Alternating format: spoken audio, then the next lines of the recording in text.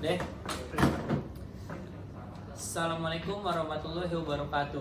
Kami dari kelompok 6 di sini saya akan berbincang santai mengenai dampak COVID-19 terhadap sektor UKM, terutama para pedagang.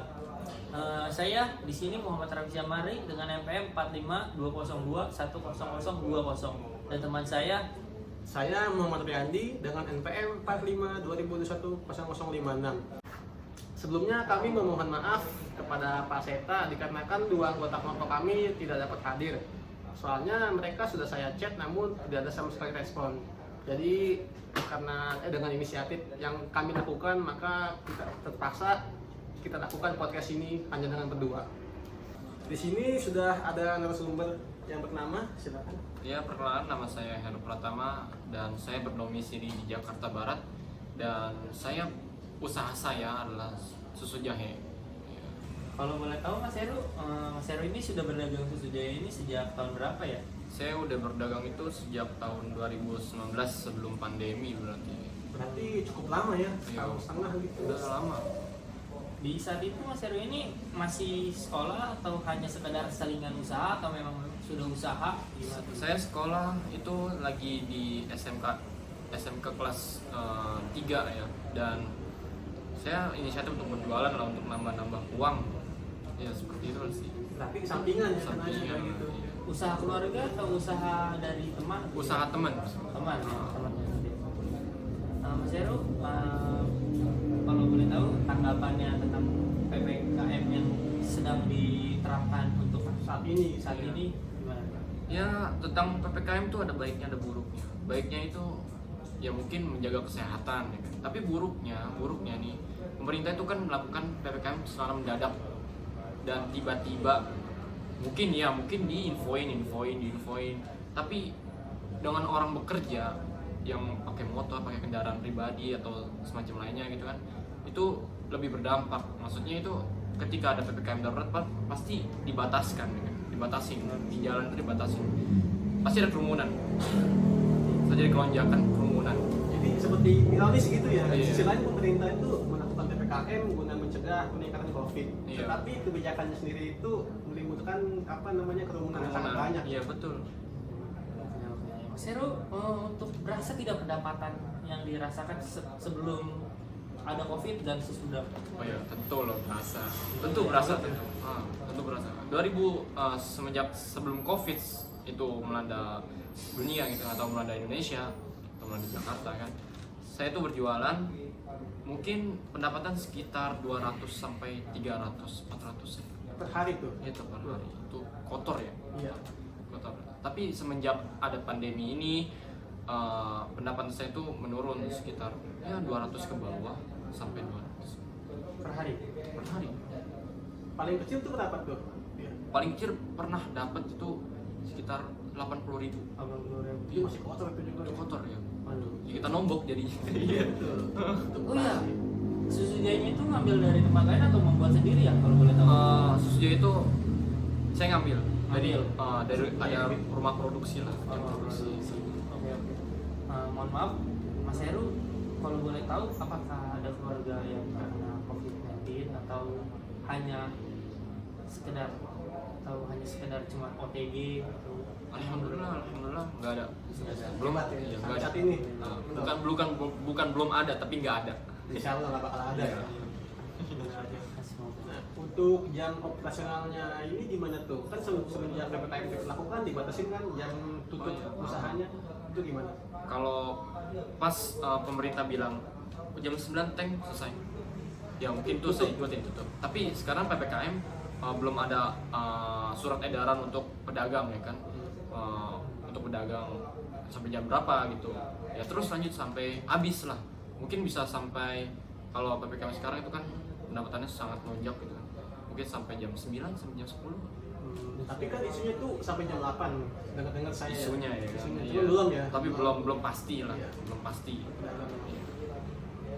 Oke, sebelumnya Mas Heru, saya sudah beredar di pasaran, di klinik, sudah beredar vaksinasi Iya.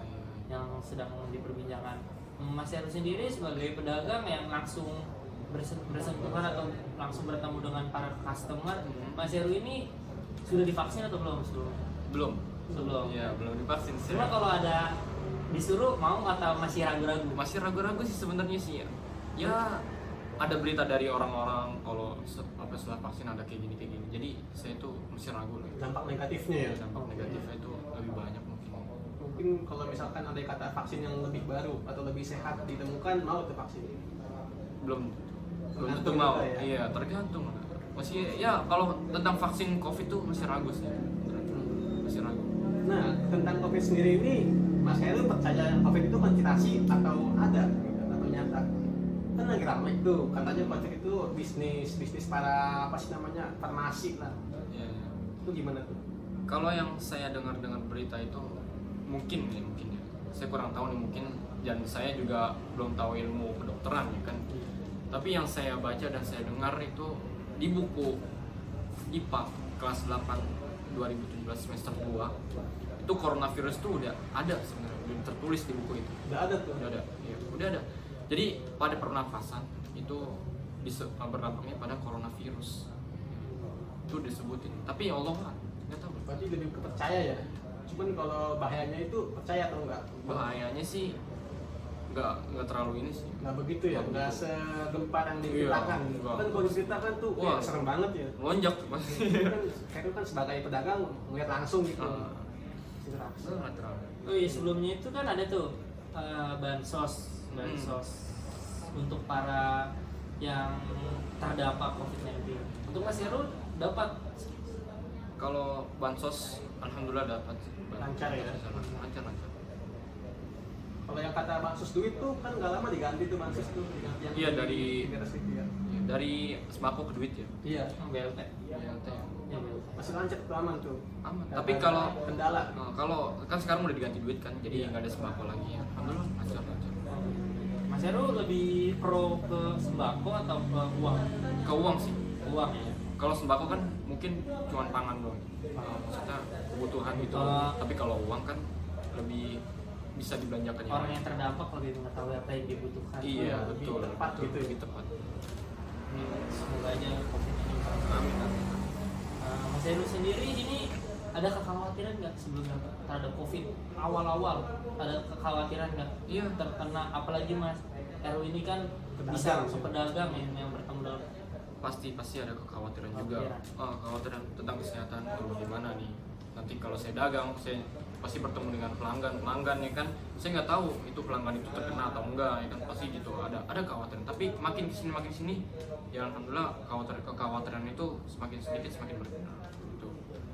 Nah, usaha apa nih yang Mas Heru lakukan guna mencegah COVID? Kan Mas Heru kan pedagang nih, apakah dengan memakai face shield atau bagaimana gitu?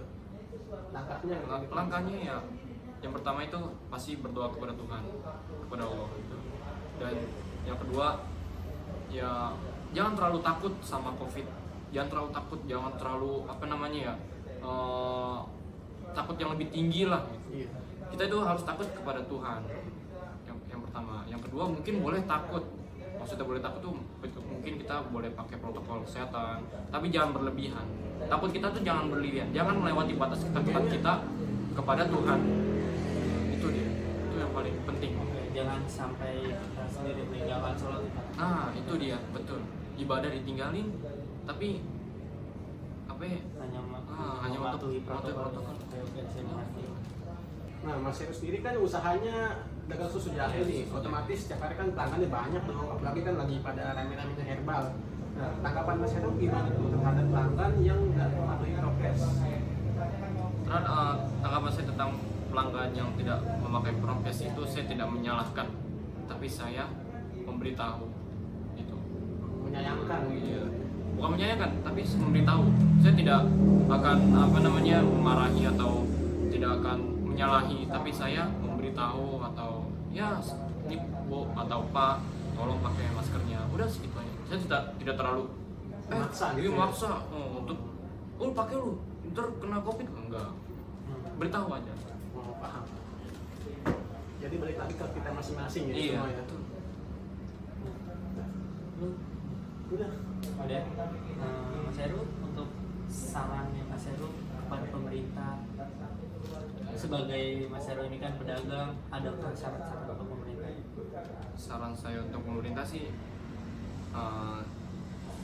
untuk tidak lebih membeli vaksin ke luar gitu. Kita kan Indonesia, banyak herbal, banyak sesuatu yang bermanfaat di Indonesia ini kan, khususnya dalam kesehatan, dalam obat-obatan. Indonesia itu mungkin tidak paling juara sih, mungkin juaranya gitu Indonesia.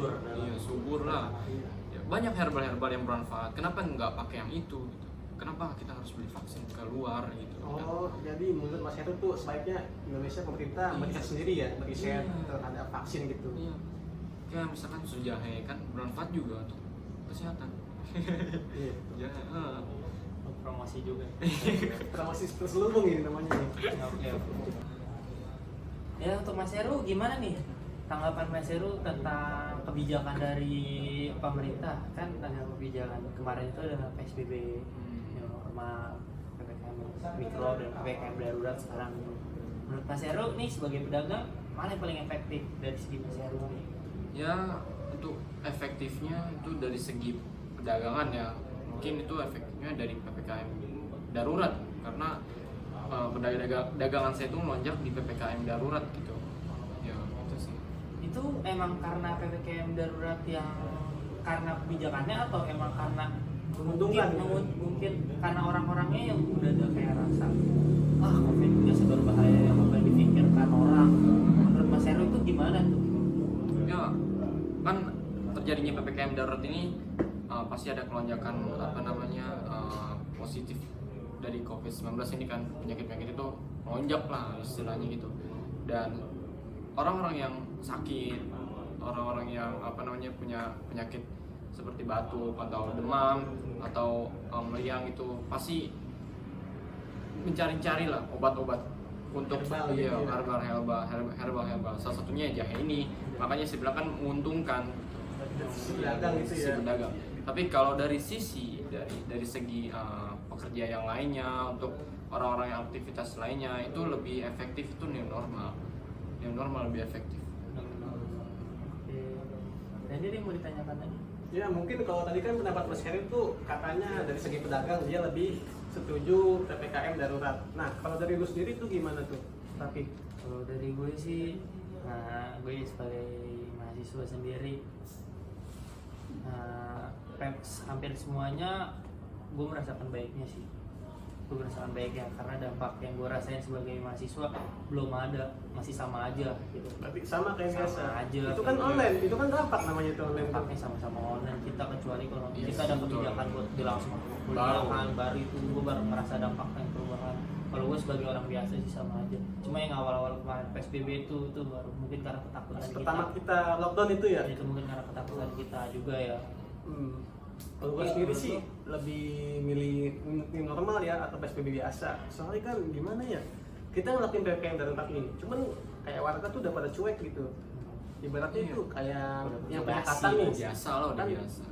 yang Jakarta nggak boleh kemana-mana ya, nggak boleh keluar daerah. Tapi ironisnya tuh malah bikin macet kan, malah ngumpul gitu. Jadi serasa nggak efektif gitu ya.